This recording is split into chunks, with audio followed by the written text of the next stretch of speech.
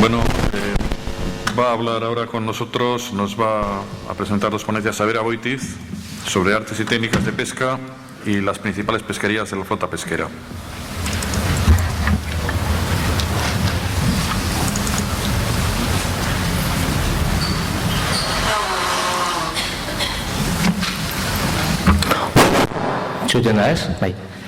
Bueno, egunon danori. Mi nombre es Vera Boitiz, soy técnico de ASTI, trabajo en el área de tecnologías pesqueras y marinas y bueno, me toca daros hoy esta charla, mañana os vamos a dar otras sobre innovación pesquera y tanto yo como mis compañeros de ASTI y supongo que también las intervenciones de otros ponentes os estarán continuamente hablando sobre modalidades de pesca, artes de pesca. Así que con esta presentación lo que quiero es daros unas nociones para que bueno, todos tengamos claro de qué estamos hablando, ¿no? Bien, tengo 30 minutitos, me parece, para hablar sobre estos dos temas. El primero va a ser cómo se clasifican las artes de pesca y luego os hablaremos sobre los oficios de pesca y cómo intervienen estos en las diferentes pesquerías. Bueno, pues comenzando con la clasificación, si alguno alguna vez ha entrado, ha buscado bibliografía, empezó a buscar información sobre esto, incluso en Internet, habrá visto que hay diferentes formas de hacer las clasificaciones de las artes de pesca, pero normalmente las tres que más se utilizan y que personalmente yo pienso que son las tres que mejor definen cómo es un arte, son estas tres que os voy a mostrar ahora. La primera es la que establece cuál es la acción del arte sobre el pescado y las clasifica sobre artes pasivas y artes activas. Luego estaría en cuál es el sistema de pesca, en el que establece cómo está construido, diseñado, cuáles son los componentes que tiene ese arte de pesca, en el que los divide en redes, en aparejos de pesca y en artefactos. Y la tercera es la que nos dice a qué profundidad trabaja o opera el arte, ¿no? Bentónico, o sea, en aguas profundas, cerca del fondo, semipelágicas en lo que sería a lo largo de la columna de agua y las que trabajan cerca de las aguas superficiales. Y bueno, para empezar ya a comentar cada una, primero vamos a empezar con la clasificación que nos establece la acción del arte sobre el pescado y concretamente las modalidades de pesca pasivas, que son aquellas que permanecen estáticas en el fondo. En este caso, la acción del barco y la tripulación se basa en largar el aparejo y dejarlo calado y en ciertas zonas y en los periodos adecuados para volver a levantarlo cuando el patrón lo cree oportuno, y suelen ser normalmente tecnologías más sencillas con menor coste de inversión y de explotación. Algunos ejemplos de estas modalidades, pues el emalle, el palangre, las nasas y las almadrabas, que luego cuando veamos los oficios los vamos a ver mejor. Un ejemplo típico de lo que es un sistema de pesca pasivo, pues las redes de emalle. Una red de emalle, a ver si sale el puntero, sí, aquí está. Como podéis ver aquí, una red de emalle es un paño de red de varios metros de altura que tiene una relinga de plomo que lo que le hace es le da el peso para hundirlo, una relinga de corcho que le da la suficiente flotabilidad, no para levantarlo, pero sí no para llevarlo a la superficie, pero sí para mantenerlo de pie. Y está compuesto por unos filamentos, unos monofilamentos que se suelen camuflar bastante bien dentro del agua y hacen que el pescado normalmente no los detecta. Entonces, cuando está situado en las zonas de paso, el pescado intenta pasar y queda enmallado. Puede estar largado desde unas horas, una noche, hasta varios días. Eso dependerá de la especie objetivo y de la operativa que quiera hacer el patrón.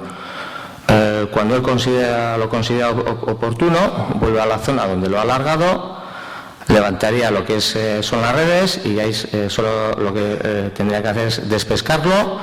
Ya tendría la captura a bordo y le faltaría desenredar las redes para tenerlas preparadas para volverlas a alargar. Como podéis ver, este es un sistema pasivo en lo que es el pescado el que actúa sobre la red, sobre el arte, y no como en los casos activos, que son los modalidades de pesca activas, que son las que vamos a ver ahora, en las que es el barco y la tripulación las que ejercen el esfuerzo y la acción sobre los bancos de pesca, Y por eso mismo, además, suele hacer falta tecnología más avanzada y suelen suponer mayores inversiones para los armadores y también supone mayores costes de explotación a lo largo de la operativa del barco. Y en estos casos el pescado se suele ver sorprendido y retenido por la acción del arte y además en la mayoría de ellos suele hacer falta un trabajo previo de búsqueda y localización de los bancos de pesca. Ejemplos, pues el arrastre, el cerco, las redes de tiro, la línea vertical. Un ejemplo importante, por lo menos a lo que se refiere a nosotros aquí en Euskadi y en el Golfo de Vizcaya en general, sería el cerco, que es una de las modalidades de pesca más importantes que tenemos. Bueno, el cerco también es la modalidad a otra escala, una escala más grande, utilizan los atuneros congeladores para capturar los túnidos tropicales. En la primera de las acciones, trabajos que tienen que hacer los barcos de cerco es, como comentaba antes, localizar y detectar el pescado. Para eso hay diferentes sistemas. Hay unos sistemas más avanzados, como es la teledetección, que nos da mapas de temperaturas superficiales, donde nos da probabilidades de dónde se puede estar concentrando ese pescado y nos acota bastante, pues así, las rutas y la zona donde tendríamos que empezar a estar haciendo la búsqueda.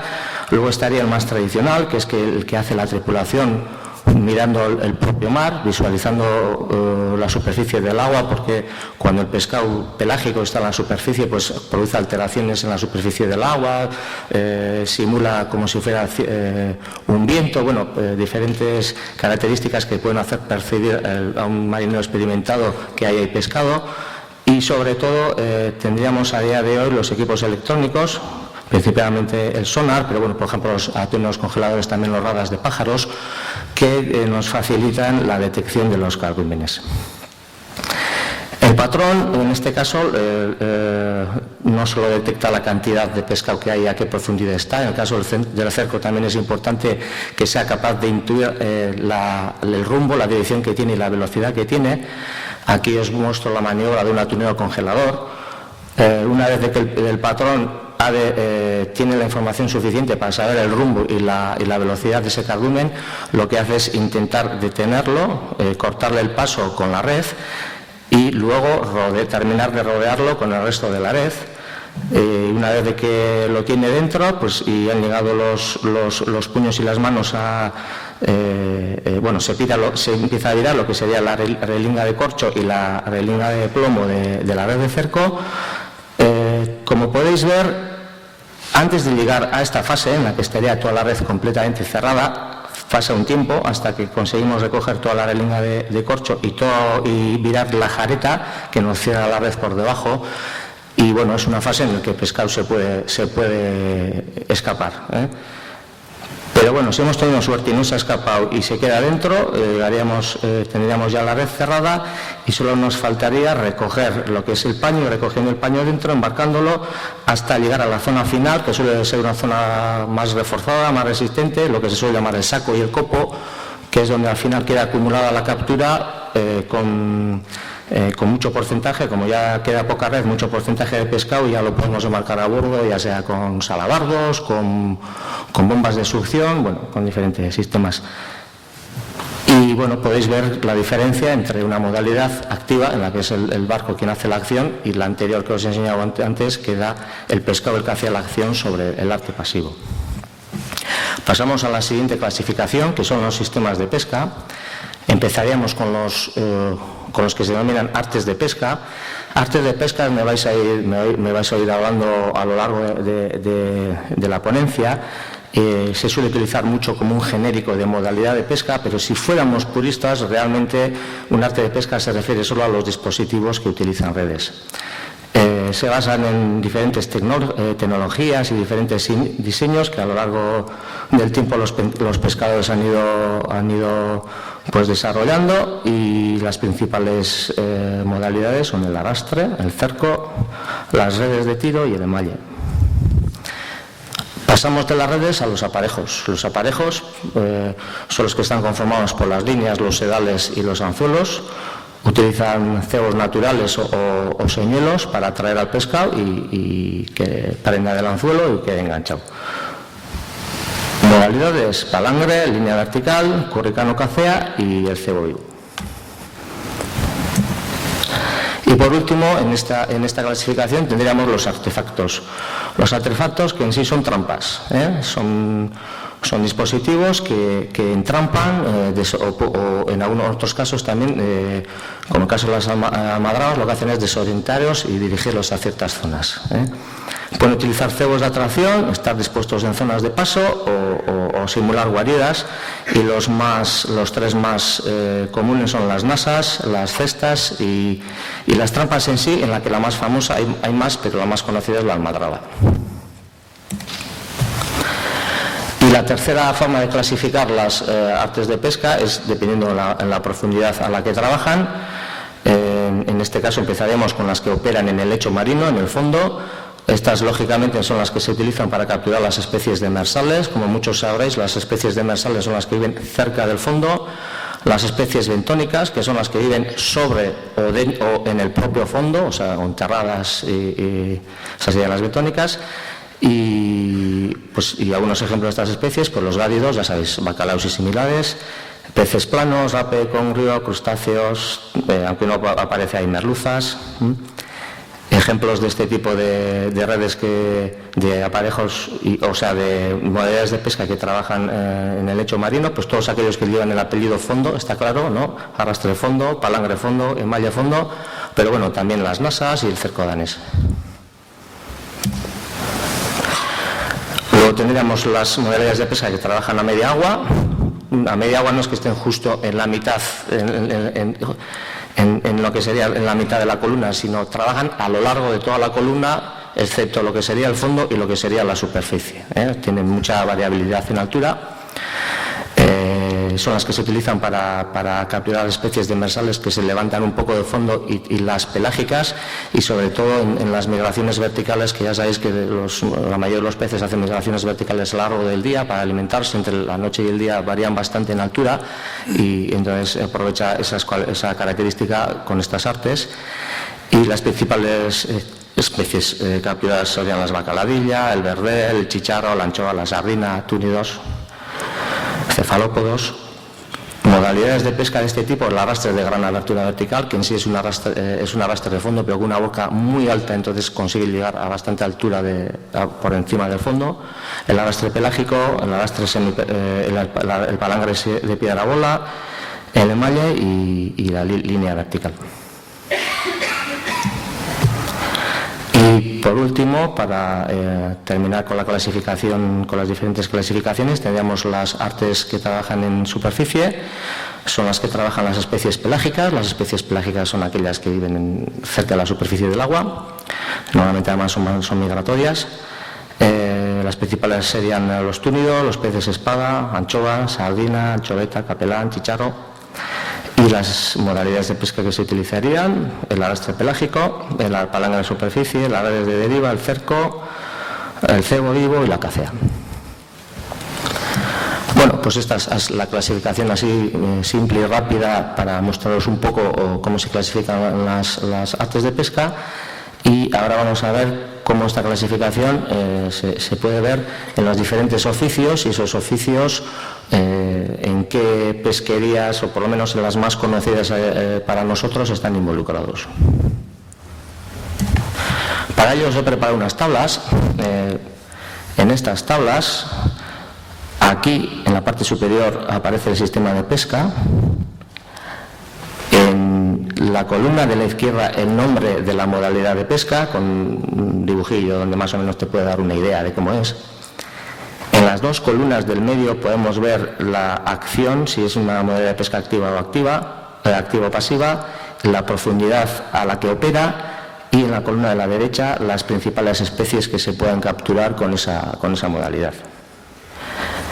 Vamos a empezar con la primera, con las líneas verticales. Las líneas verticales son líneas que se arrían si nos situamos encima de, cuando localizamos un banco de pescado. En este caso aquí en Euskadi normalmente los usamos para verdel. Nos situamos encima del banco, arriamos la línea. En la parte final de esa línea tenemos situados señuelos, anzuelos con señuelos, unos 30 o 40, y bueno, el verdel ataca ese verdel. es anzuelo y los vamos subiendo y bajando, embarcando y desembarcando esos señuelos con los barreles y así los vamos pescando. Y esta es la modalidad de pesca que está implicada en la pesquería de verdel de anzuelo, que aquí en el Golfo de Vizcaya, en el Cantábrico, se realiza en febrero y marzo.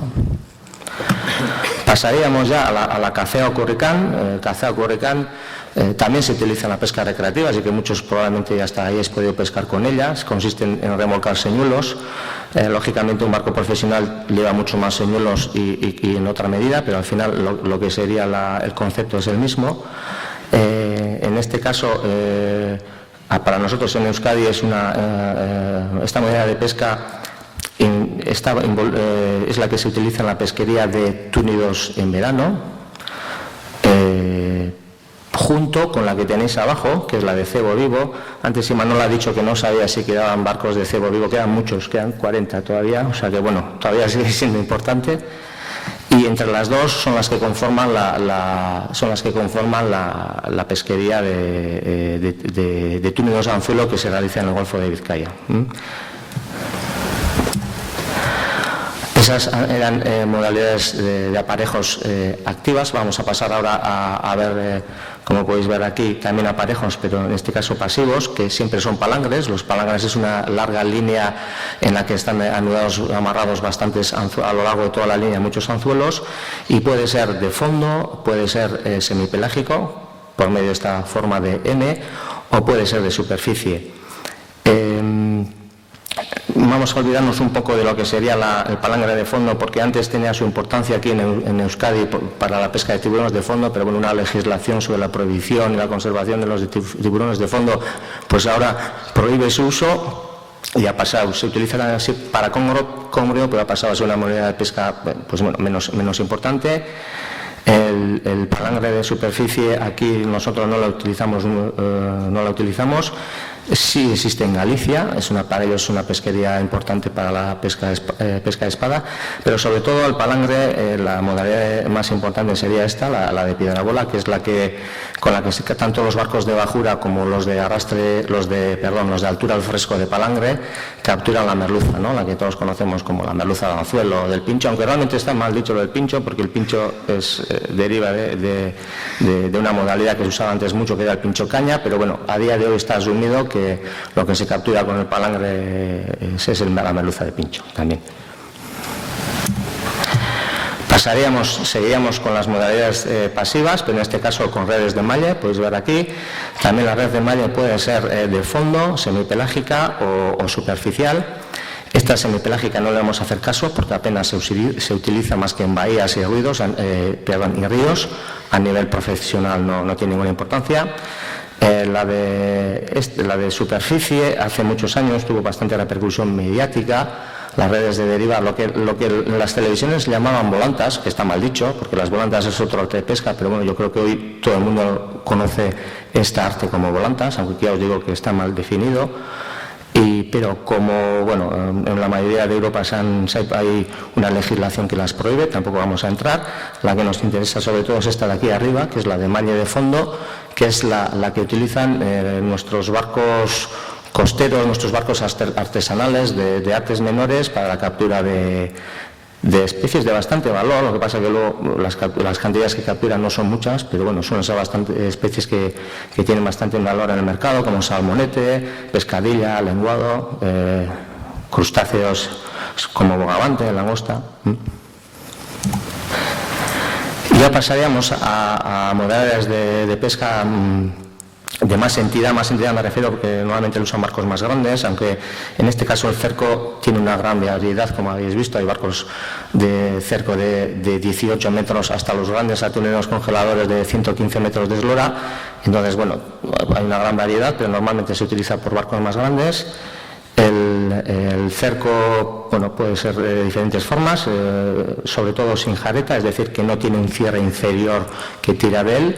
El cerco con jareta, que es el más utilizado, es el que utilizamos aquí en la flota de bajura para capturar la anchoa, la sardina, el chícharo y el verdel. Y como os he comentado antes, también los atuneros congeladores lo utilizan en los trópicos para capturar túnidos tropicales.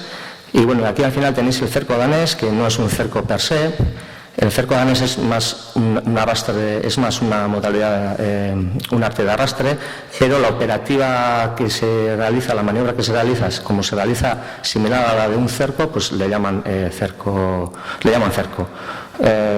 Es una modalidad más del norte de Europa y aquí no tenemos ninguna, así que no voy a continuar más con ella. Y voy a pasar al arrastre. El arrastre consiste, supongo que en el dibujo se ve bien, pero consiste en un gigantesco, vamos a llamarle embudo, compuesto de mallas de red, con una gran abertura en la boca, y se pasa por donde se supone que hay pescado. Principalmente las dos modalidades que más utilizamos aquí son estos dos, que son los dos arrastres de fondo, pero una es arrastrado por un solo barco, pues las vacas, los bows, y lo que hace es abrir la boca de la red mediante unos dispositivos hidrodinámicos que son los que se llaman las puertas, que debido a la resistencia hidrodinámica del agua y a la velocidad y la distancia del cable que arriemos, todo eso nos permite abrir y mantener unas alturas y unas aberturas de boca las que consideramos necesarios. Y en el caso de la pareja es parecido, solo que la abertura de la boca se realiza por los diferentes ángulos que nos hacen cada uno de los dos barcos con los cables. Es una pesquería muy importante porque es sobre todo con lo que se captura casi toda la merluza, toda la merluza de arrastre en fresco, y no solo la merluza, sino otras muchas especies que encontramos en la pescadería, como los gallos y bastante rape también.